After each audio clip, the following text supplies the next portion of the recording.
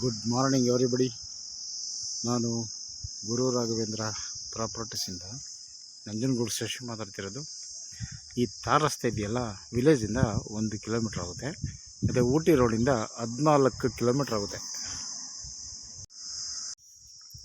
ಈ ತಾರ್ ರೋಡಿಂದ ಒಂದು 50 ಮೀಟ್ರು ಈ ಒಂದು ಸರ್ಕಾರಿ ರಸ್ತೆ ಮುಖಾಂತರನೇ ಈ ಲ್ಯಾಂಡ್ಗೆ ಬರಬೇಕಾಗುತ್ತೆ.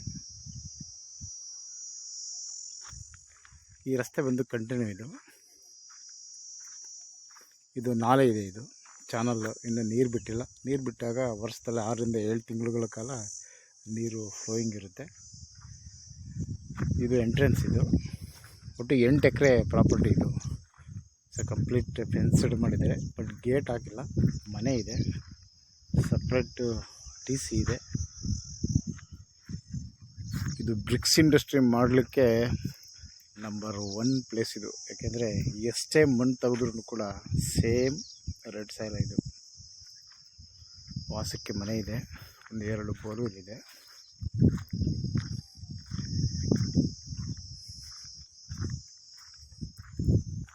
ಇದು ಮೈಸೂರು ರಿಂಗ್ ರೋಡಿಂದ 35 ಕಿಲೋಮೀಟ್ರ್ ಆಗುತ್ತೆ. 35 kilometres from Mysuru ring road. And Ooty ರೋಡಿಂದ 14 ಕಿಲೋಮೀಟ್ರ್ ಆಗುತ್ತೆ. ಇದು ವಾಸಕ್ಕಿರುವಂಥ ಮನೆ. ನೀರಂತೂ ಸಫಿಷಿಯೆಂಟ್ ವಾಟ್ರ್ ಇದು. ಮತ್ತು ಈ ಲ್ಯಾಂಡಿಂದ 3ನೇ ಲ್ಯಾಂಡ್ ಬಿಟ್ಟರೆ ಒಂದು ದೊಡ್ಡ ಕೆರೆನೂ ಕೂಡ ಇದೆ. ಇದು ಸೆಲ್ಫ್ ಪರ್ಚೇಸ್ ಪ್ರಾಪರ್ಟಿ.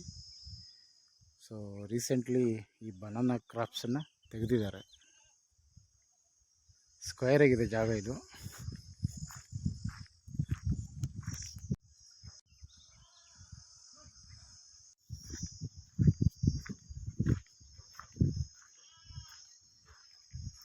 ಸೊ ಎಲ್ಲ ಕಡೆ ಡ್ರಿಪ್ ಮಾಡಿದ್ದಾರೆ.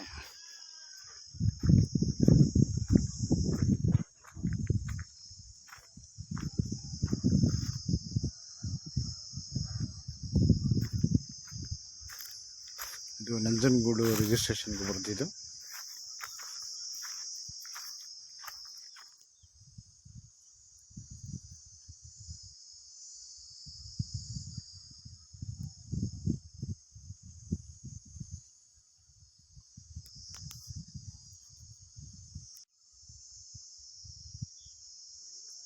ಇದು ಬೋರ್ವೆಲ್ ಪಾಯಿಂಟ್ ಅದು.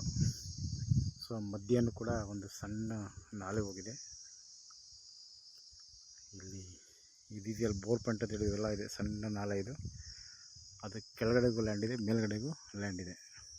ಸೊ ಟೋಟಲ್ 8 ಎಕರೆ ಇದು general property, self purchase property ಇದು. So documents very clear.